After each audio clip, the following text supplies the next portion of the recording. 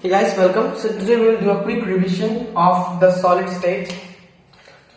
So we will be following the NCERT pattern, the NCERT syllabus of the solid state. This is the first chapter in class 12 chemistry of NCERT.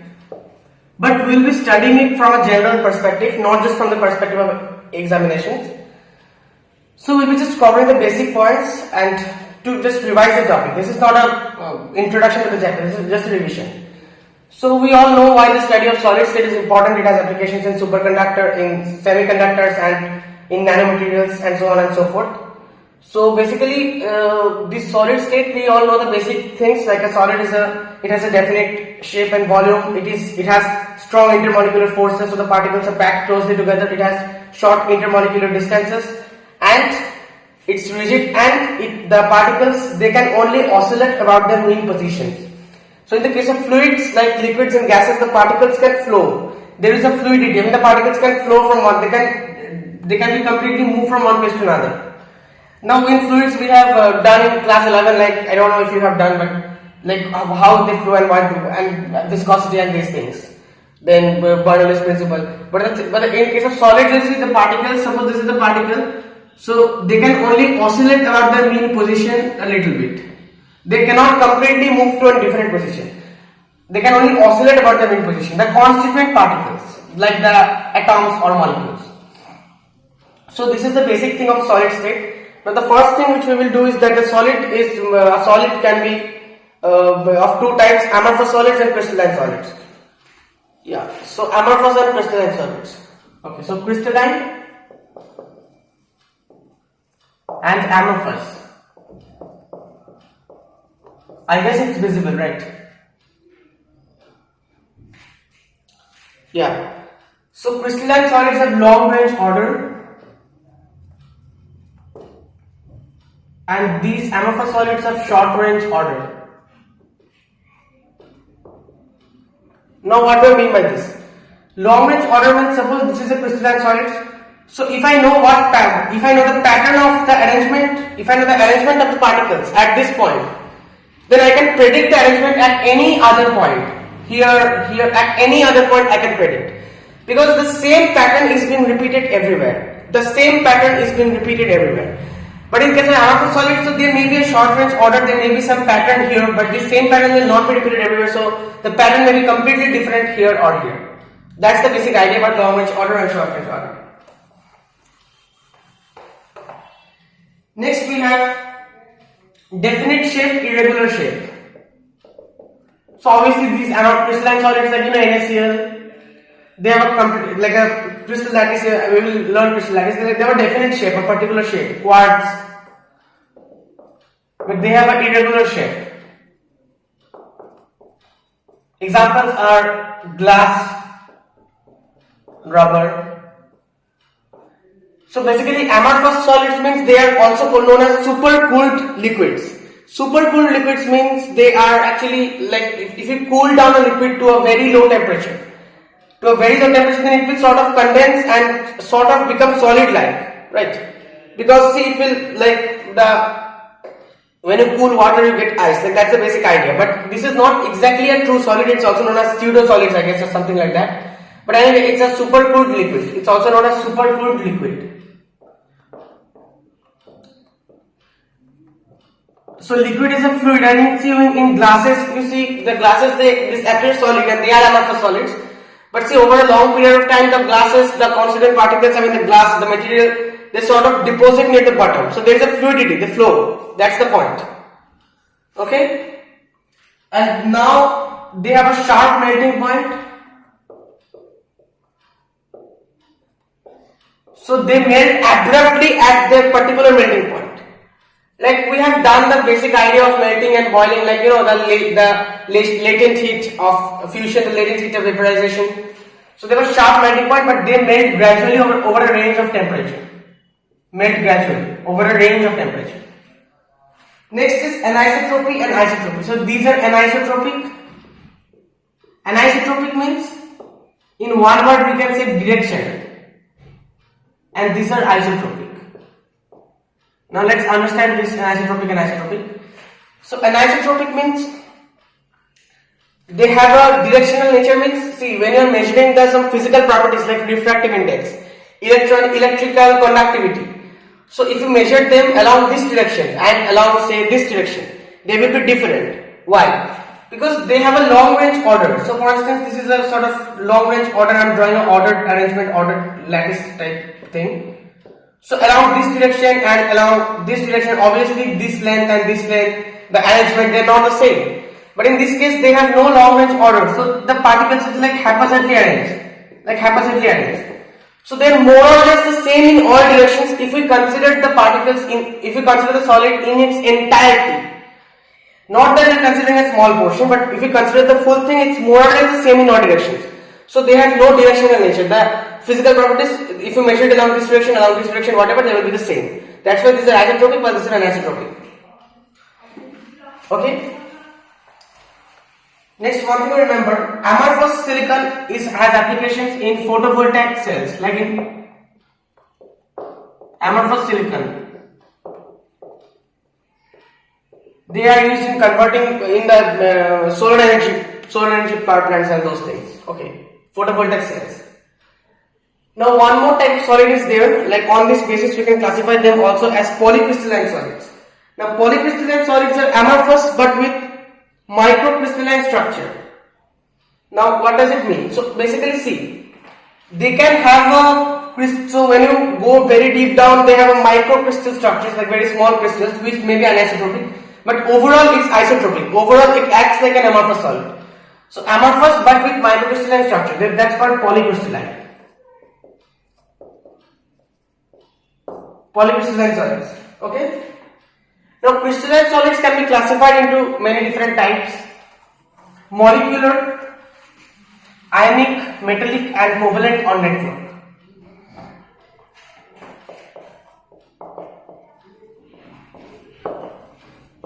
So crystalline solids, molecular solids are made up of molecules, as the name suggests, which is obvious. Now molecular solids can be non-polar, polar, and hydrogen bonded, H bonded. Now non-polar, see, they are the particles, the constituent particles, the molecules, they are held together by London forces.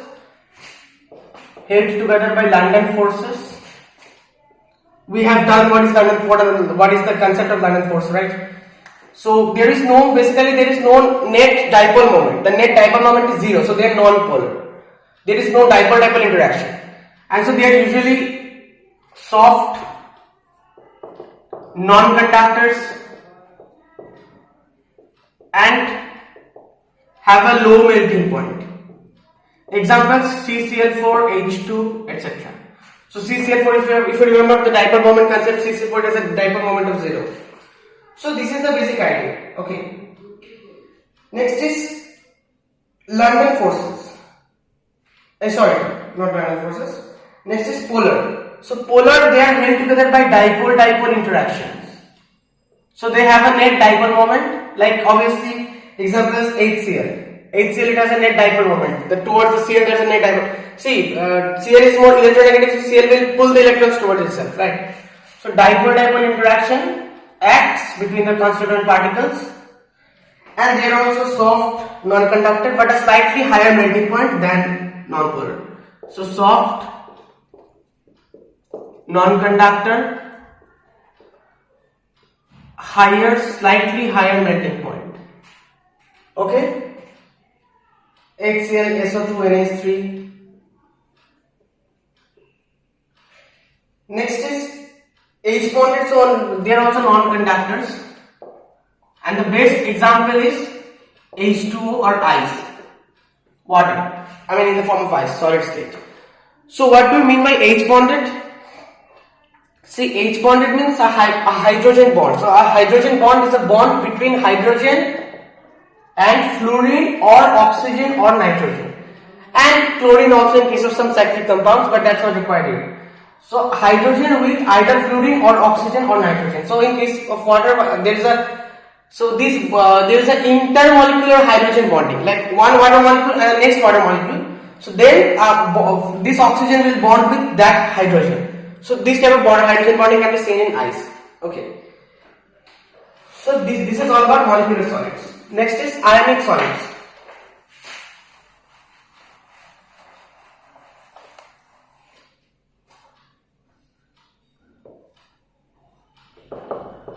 Ionic solids, obviously they are made up of ions and like cations and anions. So basically we will learn about the lattice side and these things, like the cations occupy the cations are usually smaller than the anions and these things. So basically they are made up of cations and anions and they are held together by electrostatic force.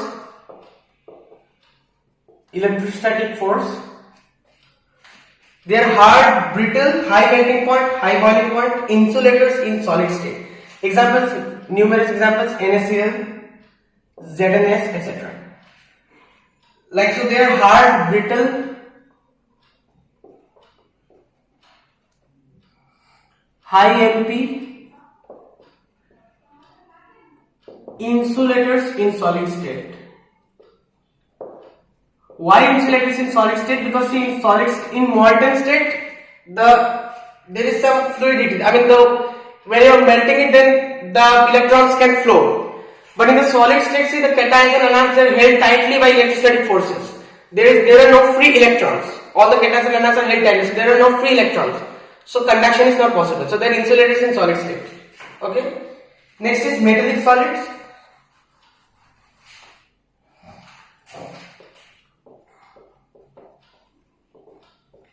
Metallic solids, they are basically cations in a sea of free electrons or delocalized electrons. So basically you have a sea of free electrons or delocalized electrons and some metallic cations in that sea. So they are conductors. Because we have a sea of free electrons, we have free electrons easily available for conduction, so they are conductors and malleable and ductile. So they are conductors, malleable, ductile. Examples are, obviously there are many examples: iron, copper, Ag, Mg, etc. Last but not least, we have covalent or network solids.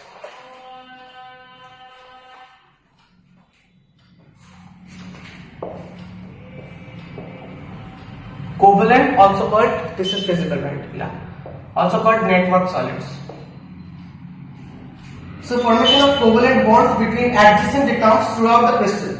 So basically they form giant molecules. They are made up of atoms, and there is a covalent bonding between the atoms of adjacent atoms, and they form giant molecules. Giant molecules in the sense they form like huge structures in a, like, suppose in case of graphite you have seen. So they are very hard, brittle, very high melting point. Like they may even decompose before melting. So the melting point is so high that at that temperature they may even decompose. So very hard, brittle, very high melting point. And examples are graphite, diamond, silicon carbide. So there are many examples. So these are the graphite, diamond. So these are allotropes of carbon, and silicon carbide. So graphite is an exception here because graphite is soft. So usually these are very hard, like diamond is very hard, but graphite is soft and it's a conductor of electricity. But usually they are soft and they are not conductors, but graphite is an exception. Okay, so I'm circling it. So this is all about the different types of crystalline solids. Now we'll start crystal lattices and unit cells.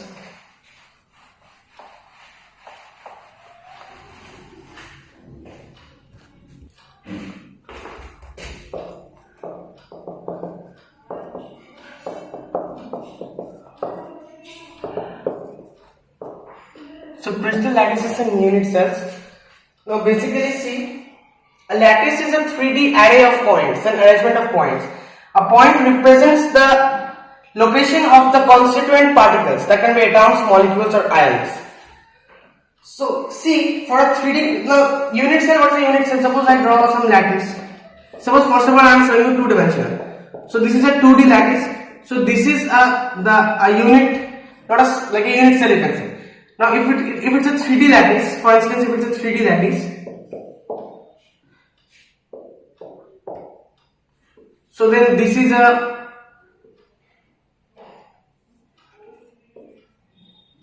like I mean you can understand. Sorry, this was not the correct one. So if it's a 3D arrangement of points, it's difficult to visualize, but I'm showing you.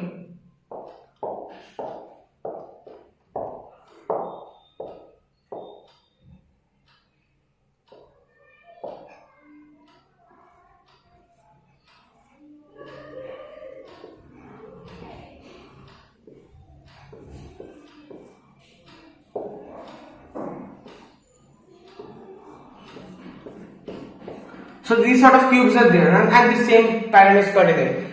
So one such cube, this is called a unit cell. Now if you consider a unit cell,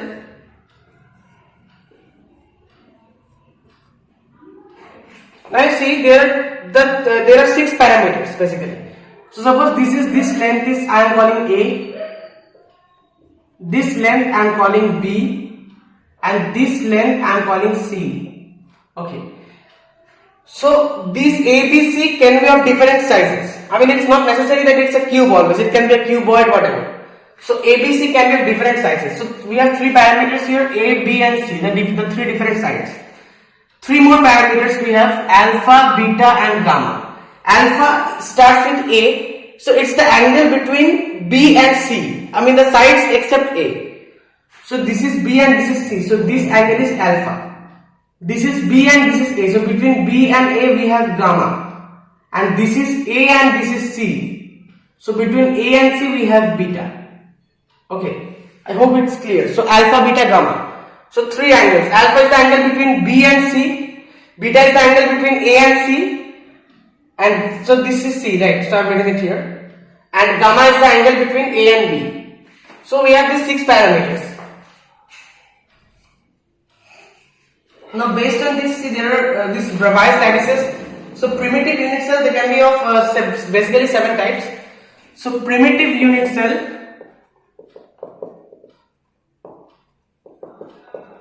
means, okay, this is not visible, right?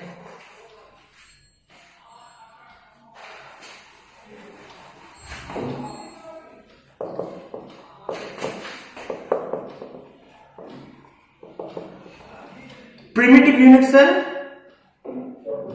constituent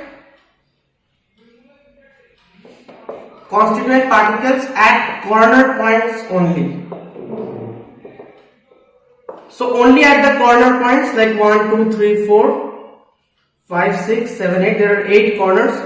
So only at the corner points of the unit cell there are the constituent particles, the atoms, molecules or whatever. So in such a unit cell is known as a primitive unit cell. Now notice one thing. Okay, we will do it later. Next we have the types of primitive unit cell.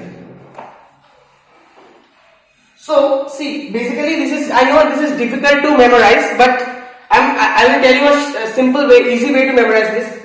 So suppose there are 3 possible cases. One is when A is equal to B and it's equal to C. All the 3 sides are equal. This is 1. 2 is when A is equal to B but it's not equal to C. When 2 sides are equal, is this visible, right? And 3 is when A not equal to B, not equal to C, when all the sides are unequal. Okay?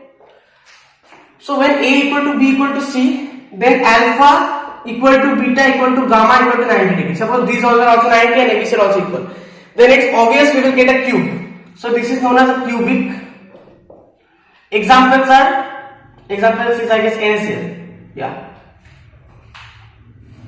When alpha, beta, gamma are equal but not equal to 90 degree. They are at some other angle. They are not equal to 90 degree. In that case, we will get a rhombus like rhombohedron or trigonal. Trigonal or rhombohedron. Trigonal or rhombohedron, and the examples are HGS. Okay.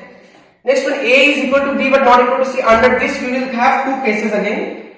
One is this case, A alpha equal to beta equal to gamma equal to 90 degree. This case. In this case we will get tetragonal tetragonal, example is CaSO4. Okay. Next case is alpha equals to beta, alpha equals to beta equals to 90 degree, but gamma is 120 degree. So then if you try to visualize this, you will get a hexagon. So this is a hexagonal, we will get hexagonal. Example is graphite. And if A, B, C all are different, then we will have three cases. One is alpha equal to beta equal to gamma equal to 90 degree. In this case, we will get orthorhombic.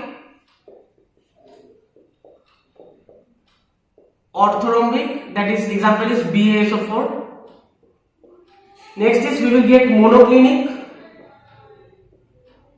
Monoclinic when alpha equals to gamma equals to 90, but beta is not equal to 90. Example is Na2SO4. And the last case is that alpha equals to not equal to beta, not equal to gamma, not equal to 90. This is triclinic. Example is CuSO4.5H2. Okay. So this is the basic, the 7 types. You see 1, 2, 3, 4, 5, 6, 7. So basically, I know it's difficult to remember, but try to remember like this. We have three cases when A, B, C are all unequal, when A equal to B but not equal to C, when A, B, C are all unequal, then you just memorize these things. So it's actually important to visualize these structures, this rhombohedral, tetragonal, whatever. So but I am not drawing the structures here because that will take a lot of time and we need to cover the chapter as soon as possible. But it's important to visualize this. So try to do that. You can see some YouTube videos or whatever. But please do try to visualize the structures. It's not that it should not be like you just memorize the alpha, beta, gamma and just what they're called and then that's over. No, it's not like that. So primitive unit cell we have done. Now centered unit cell. Centered unit cell means, what is the meaning of centered unit cell? Like in primitive unit cell, the particles were present only in the corner points. But in centered unit cell, there will be particles in the corner points as well as somewhere else. So number one is BCC, body centered cell. Body centered cell means, so there are 8 corners and in the corner points the particles are present as usual. But there is a particle at the center of the body, at the very center of the body. Okay, at the very center of the body. That's a body centered cube. Next is FCC, face centered cube. Face centered cube means, as usual there are 8 particles at the corner points. Along with that there is a particle at the center of each face. So there are 6 faces. Now at the center of this face is a particle, at the center of this face is a particle. Here one, here one, here one and here one. I know it's difficult to visualize in 2 dimensions, but yeah, there you have it. So that is an FCC. Last we have end-centered cube, ECC. End-centered cube means, as usual the corners are there, the cubes at the corners are there. Along with that, there are the constituent particles are there at the corner of the cubes. Along with that, there are 2 spheres or 2 constituent particles at 10 into opposing faces. Like if it's in the top face, one, then one will be at the center of the bottom face. At the center of 2 opposing faces. That's it. So now contributions. See, in a primitive unit cell, like this is a primitive unit cell, so primitive unit cell means only at the corner points. Now you see, you consider one thing, this point to consider. Now here suppose we have a constant particle. Now between how many unit cells is it being shared? So see, here we have another cube, here we have another cube, right? Then above that we have another cube, then here also we have another cube. Okay, it's clear, I hope. Suppose we have a cube here. So basically this point, so above the point we have 2 cubes and then at the back of that 2 cubes and then below also we have 2 cubes. So if you try to visualize this, you see that the corner point, any corner point you consider except at the edges. So suppose we have a 3D lattice, like long 3D lattice and you take a cube in the middle. Now you consider any corner point, that corner point that's the common point of 8 cubes. That's the common corner point of 8 cubes. So the atom or the constituent particle at that corner point is shared between 8 atoms. So to each atom, only 1/8 part is contributing because it's shared among 8 atoms. So 1/8 part to each atom. But in a single, so 1/8 part to each unit cell. Sorry, extremely sorry. So in so it's shared between 8 unit cells, and in one unit cell its contribution will be 1/8. But in one unit cell there are 8 corners. So you have to multiply this by 8. So ultimately in one primitive unit cell, that's only the corner parts we have the constituent particles. In one primitive unit cell there is effectively one constituent particle, one atom. In case of BCCUC, for the corner parts we will have 8 into 1/8 plus we will have 1 for the center, that is 2. See, because the atom in the center, it's in the center, so it's not being shared by any other unit cell. It's completely belonging to this particular unit cell. So that's why we have written 1. And there is only one such atom. So 1 into 1. That's just 1. For FCC we have 8 into 1/8 as usual for the corner parts, plus we have 6 faces. So 6 into, now see this face, suppose consider this face. So and we have one cube here we have. So this face is the common face of 2 cubes, not any other cube, right? The cubes above that, this will not be a common face of them. So this atom at the center of this face, it is being shared between 2 atoms. So 2 unit cells. So to each unit cell it will contribute half. So 6 into half, that is 8 into 1/8 plus 6 into half is 1 plus 3, that is 4. So effectively there are 4 atoms in one FCC unit cell, FC unit, face-centered unit cell. So this is how you can calculate the contribution, like how many atoms effectively there are in one unit cell. Just by finding out that constituent particle is shared between how many unit cells and its contribution to a single unit cell, you can find out from there, and the number of such atoms in a unit cell that you can multiply and you can find it out. So that's it. Next we have closed packed structures.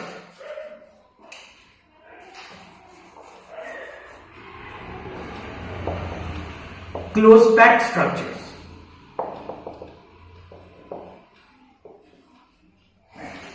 So in one dimension, obviously there is only closed packed, means they will packed closely. So in one dimension there is only one way, like we can just keep the spheres side by side such that they are touching each other. This sort of closed packing. I hope you understand. Now consider this particle here. So it is directly connected to 2 particles. So the coordination number will be 2 in this case. Okay. Now in case of 2D closed packing, you see, suppose this is the first row of particles. Now we have 2 options. Either we can position the second row of particles exactly below the first row like this. In that case, you see the coordination number will be, so suppose, wait, give me 1 second. Yeah. Suppose consider this particle. So it is directly connected to this and this. It is directly connected to 4 atoms. So in this case the coordination number will be 4. So this is square type. So we are getting a square, right? So this is a square type 2D closed packing. We have one more option. Suppose this is the first row. We place the second row in between the first 2 particles like this. Okay, I hope you get it. And similarly the third row in between the second row particles. So if you position them like this, then we get a hexagon. For instance, consider this particle. It is directly connected to this and this. So it is directly touching 6 atoms. So here the coordination number will be 6. This is hexagon related. Okay. So these are the 1D and 2D closed packing. Now 3D closed packing.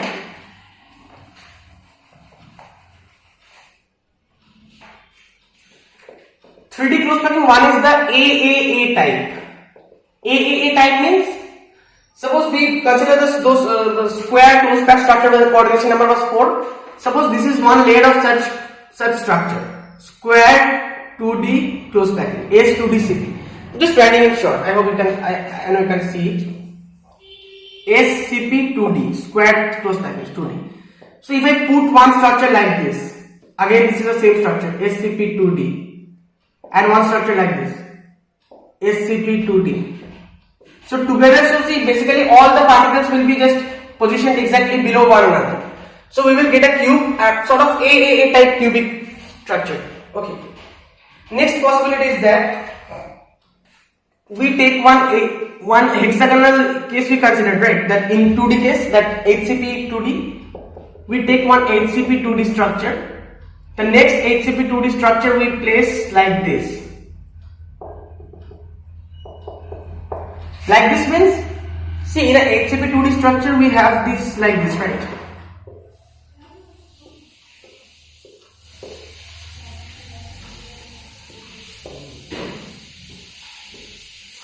Suppose like this.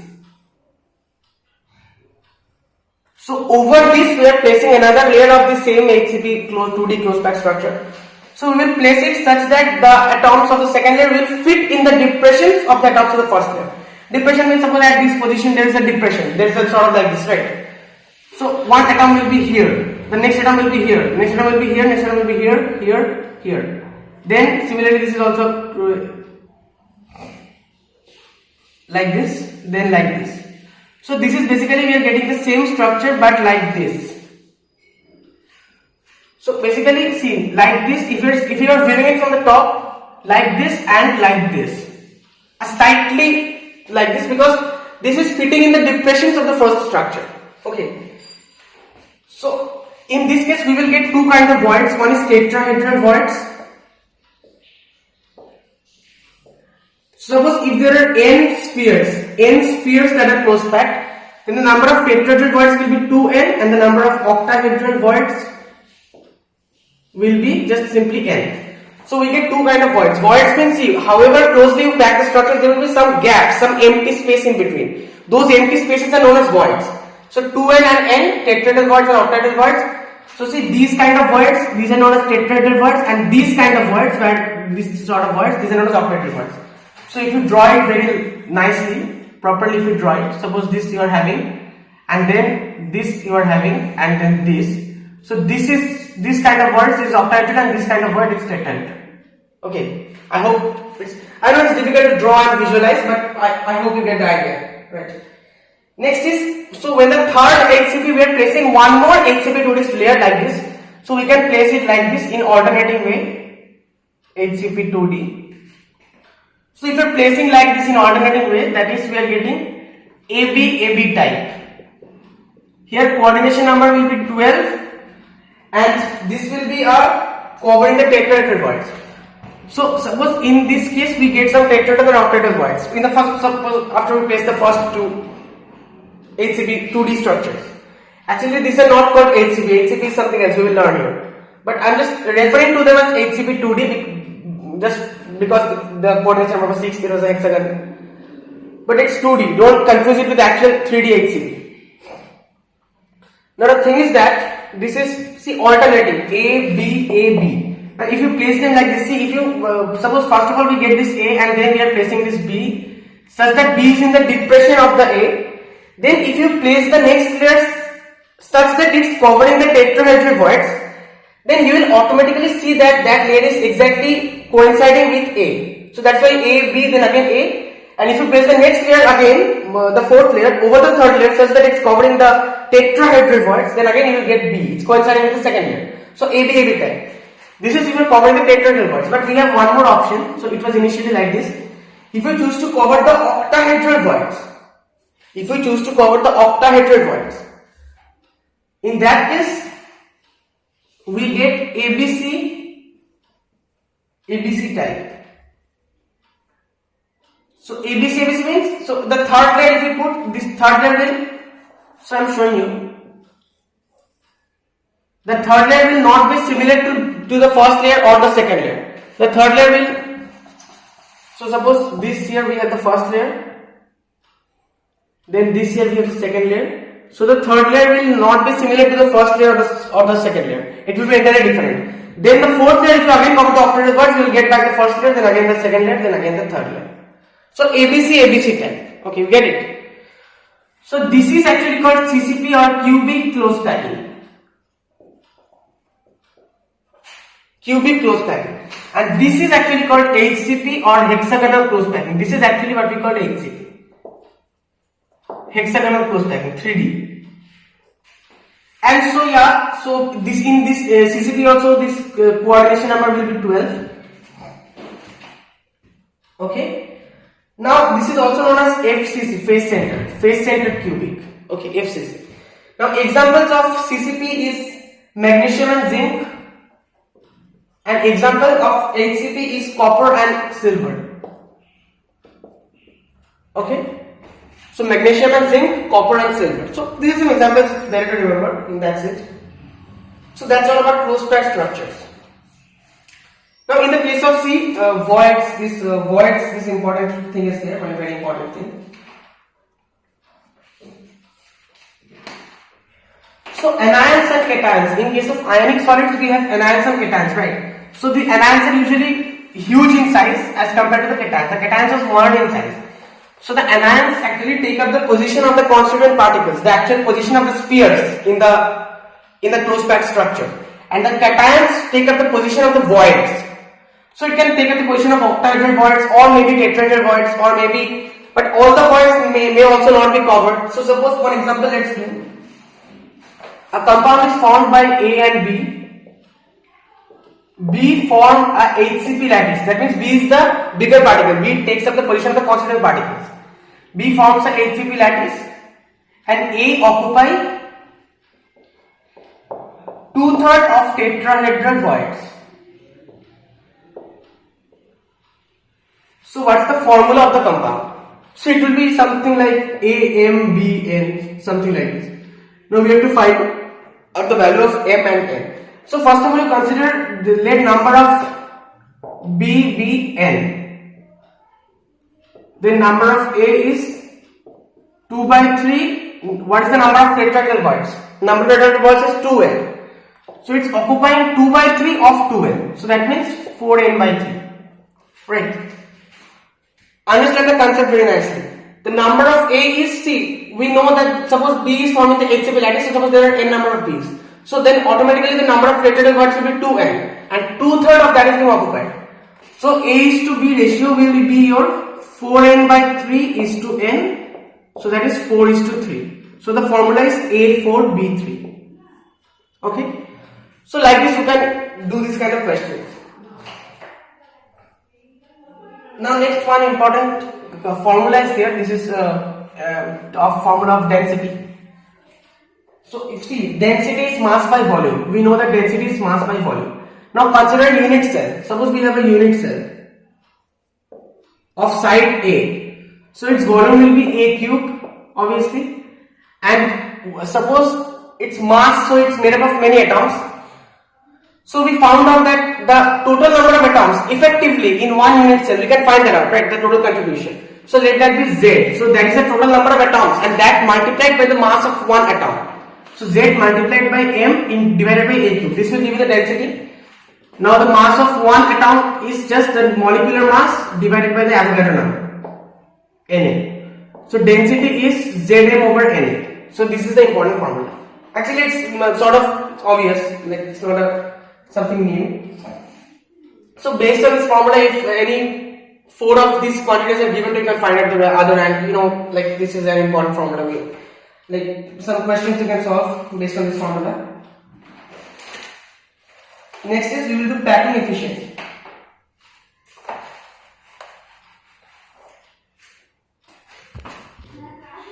So packing efficiency.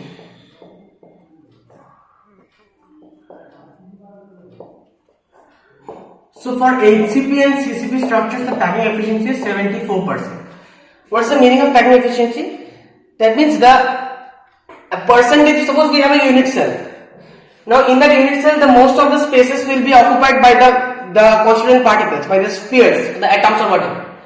So then the percentage of space out of the total space of the cube, total volume of the cube, that is being occupied, that is your packing efficiency. So in HCP and CCP unit cells, the 74% of the total volume of the cube is occupied by the atoms. So then, and the rest 26% is empty. Okay.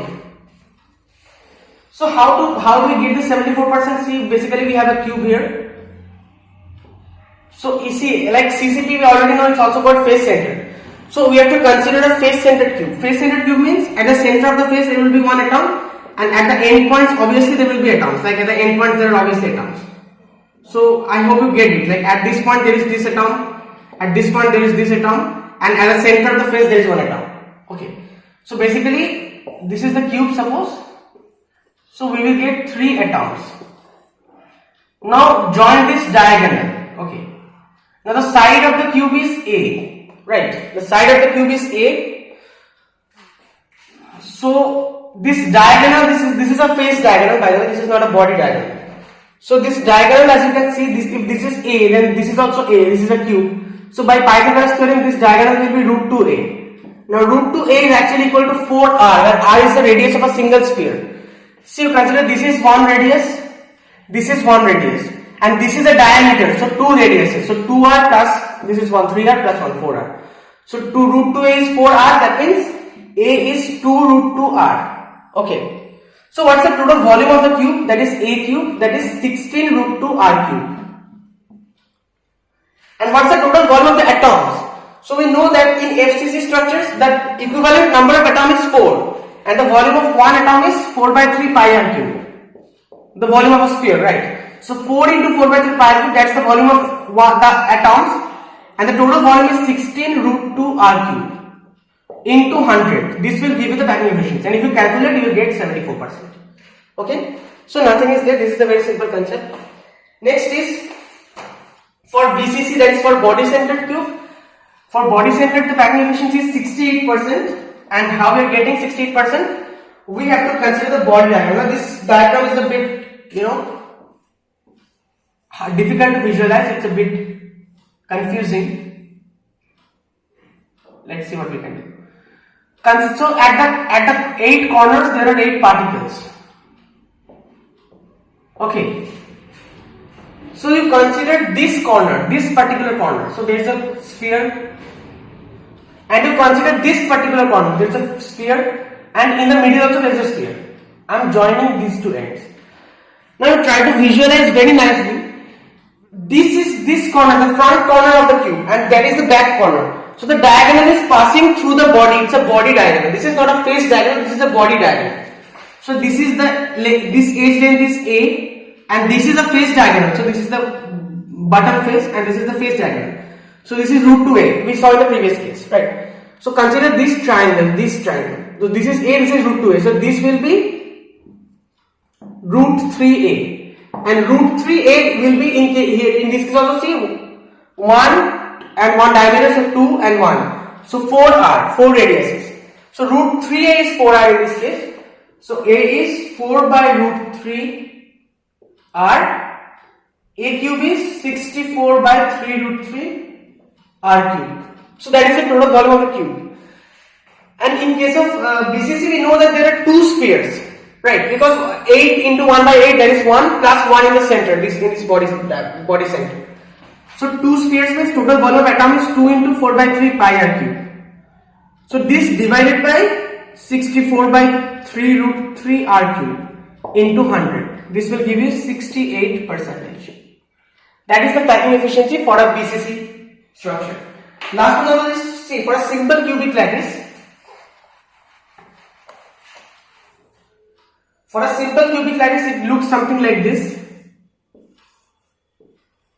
See, it's packed closely, right? So these two will be there, then one here and one here. Like I hope you understand, one here, and one at that side. I cannot draw it. Okay. So you see, basically this is the side of the cube, and this circle, it's half of it is in the cube. Like this circle. So this is R and this is R. So two radiuses. It's covering. So the side of the cube A is 2R. A cube is 8R cube, and equivalently in this primitive unit cell we know there is only one atom. So 1 into 4 by 3 pi R cube, that's just 4 by 3 pi R cube divided by 8R cube into 100.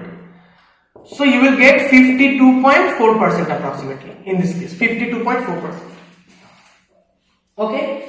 Now let's deal with imperfections in solids. So in solids, see, there are a lot of imperfections. Imperfections means defects. These solids, there are a lot of defects in these solids. They are like maybe one particle is missing, maybe one particle has moved from its usual position to some other position. These kind of defects are there. So why it's important to study the imperfections? Because these imperfections come in handy. This can explain many situations, many phenomena. And they also they occur on a large scale, right? It's not that they're negligible. So we need to study them. Now imperfections in solids. There can be point defects or line defects. Line defect means along a line there are some defects, but that's not required at this level. At this level we will only cover point defects.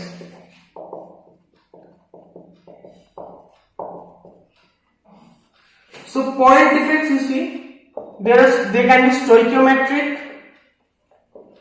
or non-stoichiometric or impurity. Stoichiometric, non-stoichiometric, or this is not visible, right? So okay, impurity defects. First, stoichiometric defects. So very simple. Stoichiometric defects are defects that will not disturb the stoichiometry of the compound. So electrical neutrality and etc. that should be maintained. So stoichiometric defects are 4 types: vacancy defect, interstitial defect. So these two are for non-ionic. For ionic solids we have Frenkel defect and Schottky defect. Okay, now what are these things? Vacancy defect is simply when there is one particle is missing. Now in case of non-ionic solid, if one particle is missing, that will not affect the density, that will not affect the charge, the electrical neutrality of the substance, because the particles have no charge, it's non-ionic, right? So suppose one particle is missing, so that space will be vacant, vacancy defect, simple. It will obviously decrease the density. Interstitial defect means, suppose interstitial site means what? That sites in between the usual occupied sites. So suppose if a particle comes and sits in the interstitial position, it was not supposed to be there, but if it comes and sits in the interstitial position, then you have an interstitial defect. Now that will increase the density, and since it's non-ionic, the addition of particle will not affect the electrical neutrality. But for ionic solids, we have Frenkel defect and Schottky defect. So one thing to remember is that AGBR shows both Frenkel defect and Schottky defect. And Frenkel defect is also known as dislocation defect. It's shown by AGCL, etc. And Schottky defect is shown by NaCl, etc. KCl, NaCl. Now Frenkel defect is simply dislocation defect. So in case of ionic solids, we cannot simply add a particle or we cannot simply take out a particle. That will affect the electrical neutrality. What we can do is that we can dislocate a particle. We can suppose we can take a main particle, so an ion, and suppose we can keep it in an interstitial position. So it will create a vacancy from where it has been removed, and it will create an interstitial defect to where it has been brought.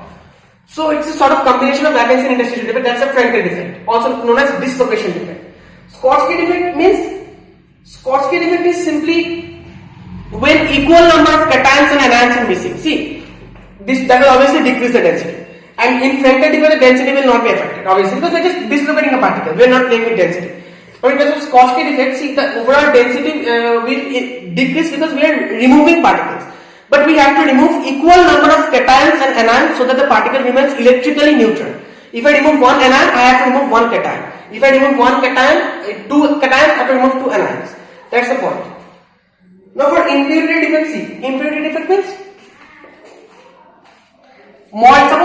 example is that suppose we have molten NaCl with SrCl2. Now NaCl, the cation is Na plus, in SrCl2 the cation is Sr2 plus.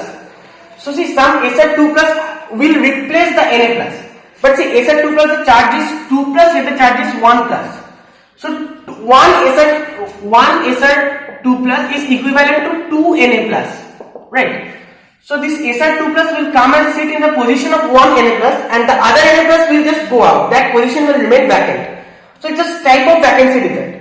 And why impurity? Because see, this is an impurity atom. In semiconductor we will learn that doping and impurity. But adding an impurity atom, this Sr2 plus is an impurity atom here. So these are impurity defects. One more example, CdCl2 and AgCl. So in AgCl, if we add CdCl2, then Cd2 plus, that will also do the same kind of thing. So that's all about stoichiometric and impurity defect. Now non-stoichiometric defect. Non-stoichiometric defect is simply metal excess defect or metal deficiency defect.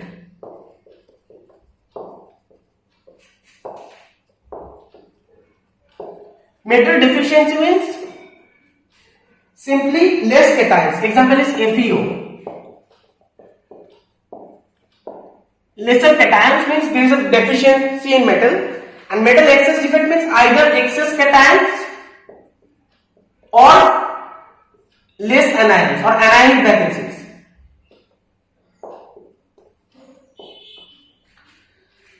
anionic vacancies, this is shown by NaCl, KCl, and excess cations it is shown by ZNO.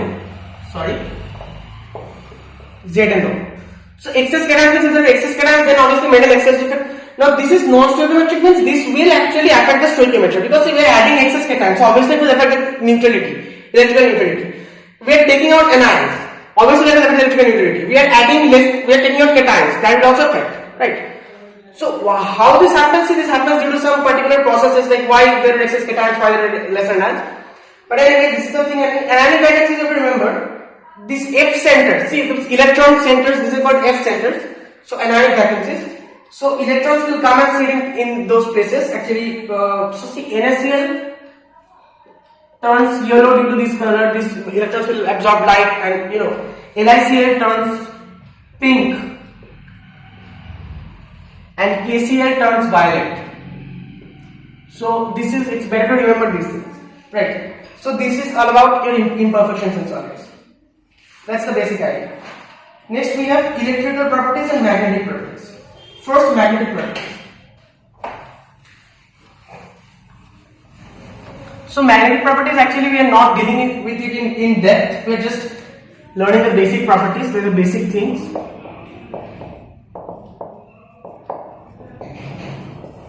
So see, an electron is like it's moving in an orbit around the nucleus, plus it is also rotating about its own axis. This is an electron, it's rotating about its own axis as well. Now this is actually, it's not rotating exactly, but it's an analogy. We use this analogy to explain the concept of quantum mechanical spin. But spin is an inherently intrinsic quantum property. So it's not possible to, like there is actually an analogy of spin, it's not possible to explain spin in this way. But yeah, for now you can think of it like that, the electron is rotating by itself and also around the nucleus. So that means the electron will have it acts like a loop of current and it will have some magnetic properties. So there are basically 5 types. One is paramagnetic. Paramagnetic means weakly attracted by magnetic field due to presence of unpaired electrons. Unpaired electrons. Example O2, Cu2 plus, Fe3 plus. Okay. Diamagnetic. Diamagnetic means there are no unpaired electrons, weakly repelled by magnetic field, no unpaired electrons, like iron, cobalt and nickel. H2 and NaCl. It's better to remember one or two examples. So O2 is paramagnetic, H2 is diamagnetic. So let's remember PDF, like PDF format. So paramagnetic, diamagnetic, ferromagnetic. And the last two are related to F, that is antiferromagnetic and ferrimagnetic. So paramagnetic and diamagnetic, PD, I hope it's clear, weakly attracted by magnetic field, this is weakly repelled by magnetic field, and no unpaired electrons in case of diamagnetic and unpaired electrons are present in case of paramagnetic. O2 and H2 and NaCl. So next is ferromagnetic means see, there are concept of domains. So these domains are usually haphazard, but once it comes in the context of magnetic field, the domains are all aligned in the same direction. So we get a very strong magnetic field, it's strongly attracted by magnetic field, and it can be permanently magnetized. So even if you remove the magnetic field, the domains will point in the same direction for a long time, so it will be permanently magnetized. Yeah, maybe after a very long time the magnetism will wear off, but it can be sort of permanently magnetized, like iron, cobalt, nickel. Okay, so this is ferromagnetic. Next is antiferromagnetic, means the same concept, but here the domains are opposite. So like this, suppose one is above, one is down, then up, down, up, down. This type of domains. So oppositely oriented domains. Example is MnO. Last is ferrimagnetic. Ferrimagnetic means weakly attracted by magnetic field, and it's like paramagnetic only, but so when you heat it, it will become paramagnetic on heating. So here the example is Fe3O4 magnetite. So here the concept is, see, unequal number of domains. Like suppose there are 4 up and 2 down. Okay, unequal number of domains. So unequal parallel and anti-parallel domains. So they also become paramagnetic on heating and they are weakly attracted by magnetic field. So that's about magnetic properties. Next is electrical properties.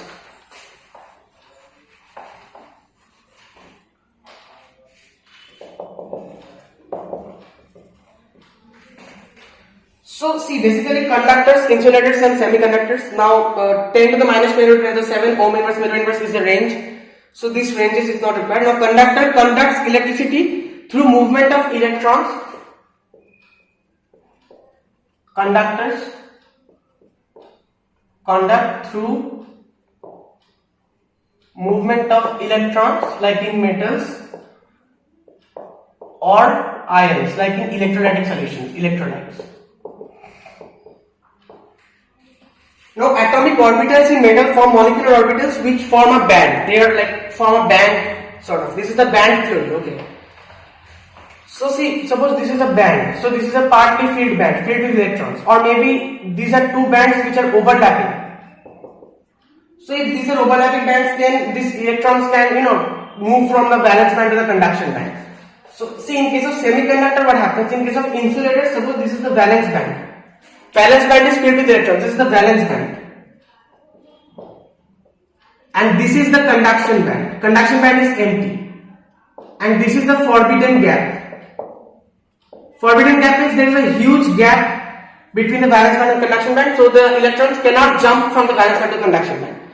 But in case of semiconductors, this gap is very small. In case of semiconductors, this gap is very small gap.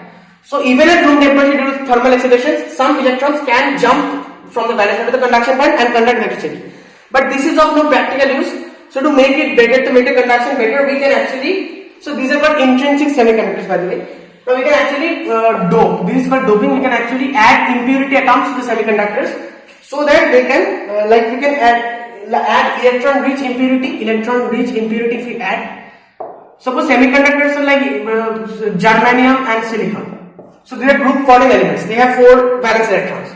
But if we add something like aluminium is electron deficient impurity. Because aluminium, it has only 3 valence electrons. Then 3 electrons will be used up to make the bonds, but there will be one, like in place of 1 electron, there will be hole. Hole is simply the absence of electron. Okay, hole is simply the absence of electron. So see, an electron from an adjacent atom will come to the hole to fill the hole, and it will create a hole in its own original initial position. So like this, the electrons will come and the holes, it will appear as if the hole is acting like a positive charge, but actually the hole is nothing. It has an effective mass. It has no rest mass, no relativistic mass, nothing. So that is the concept of a hole. Now, so the electrons can also flow like this and conduct electricity. That's how we can increase the conductivity of these semiconductors. And if we add electron-rich impurity, like for instance, phosphorus or astatine, they have 5 electrons. So the 4 electrons will do the 4 bonds, covalent bonds, but 1 extra electron will be there. That extra electron, like if we add many such impurities, those extra electrons will be increase the conductivity. That will be useful to increase the conductivity. So semiconductors, see, we can these are used in PN junction diodes. We can reverse bias it, forward bias it. Then we can used in LEDs, light emitting diodes, rectifiers, transistors, solar cells, etc. So we will not deal with that here in details. And like for instance, yeah. So that's it pretty much. So that's all about this chapter. So this was, by the way, just a quick revision, a very quick revision. So yeah, I hope it was helpful. Thank you very much.